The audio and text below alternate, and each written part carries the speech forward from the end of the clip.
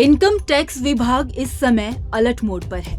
ऐसे में tax payers को उनकी एक भी गलती महंगी पड़ सकती है। कुछ ट्रांजैक्शन ऐसी होती हैं जो गलत होती हैं और टैक्स पेयर्स या तो टैक्स बचाने के लिए इन ट्रांजैक्शन को करते हैं या फिर इनसे अनजान होते हैं। इसीलिए आज इस वीडियो में हम आपको बताएंगे कि ऐसी कौन सी ट्रांजैक्शन जिन्हें करने से हर टैक्स पेयर्स को बचना चाहिए, ताकि आप इनकम टैक्स के रडार से बाहर रहे, क्योंकि इनकम टैक्स कुछ ट्रांजैक्शन को लेकर आपके घर पर सीधे नोटिस भेज सकता है।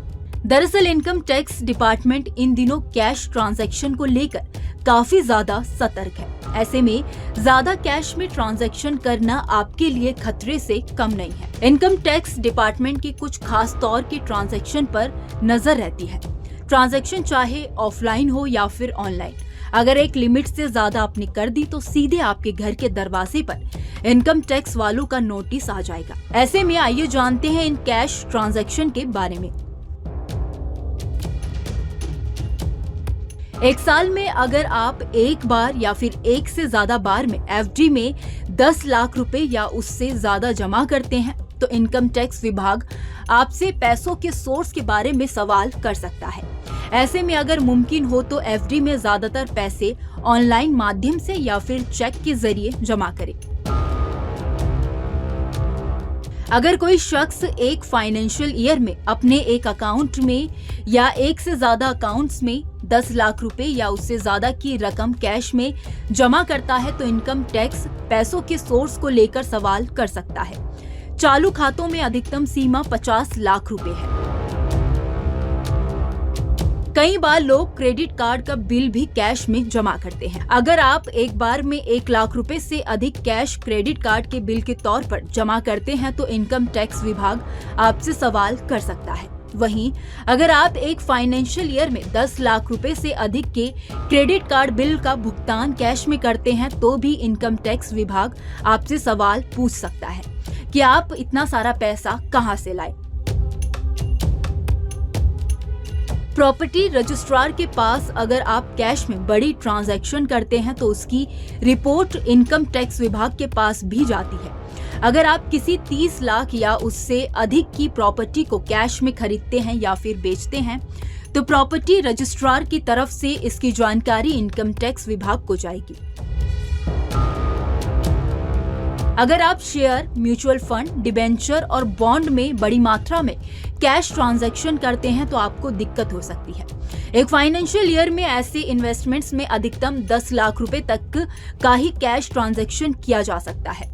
तो अगर आपकी इनमें से किसी में पैसा लगाने की कोई योजना है तो पहली चीज ये ध्यान रखें कि आपको बड़ी मात्रा में कैश का इस्तेमाल नहीं करना है। अगर आपके पास कहीं से विदेशी कैश आता है या आपने विदेश में प्रॉपर्टी खरीदी है तो इस कंडीशन में भी आपको इनकम टैक्स का नोटिस आ सकता है। आपको बता दें कि कैश या प्रॉपर्टी 10 लाख से अधिक होगी तो आपकी परेशानी बढ़ सकती है।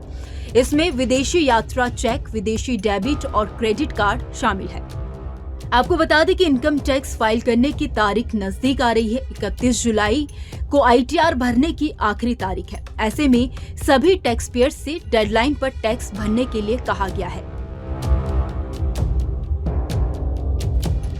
आईटीआर दरअसल एक तरह का फॉर्म होता है। इस फॉर्म में जमा करने वाले व्यक्ति की इनकम, उस पर लगने वाले टैक्स की जानकारी होती है। इनकम टैक्स रिटर्न फॉर्म के जरिए एक व्यक्ति किसी फाइनेंशियल ईयर 1 अप्रैल से 31 मार्च तक के दौरान अपनी कमाई और टैक्स का ब्यौरा देता है। इसमें सैलरी के जरिए हुई कमाई, किसी बिजनेस या प्रोफेशन के जरिए की गई इनकम, हाउस प्रॉपर्टी के जरिए इनकम, कैपिटल गेन्स के जरिए की गई कमाई, lottery, royalty income, dividend, deposit पर ब्याज आदि से की गई कमाई इसके दायरे में आते हैं।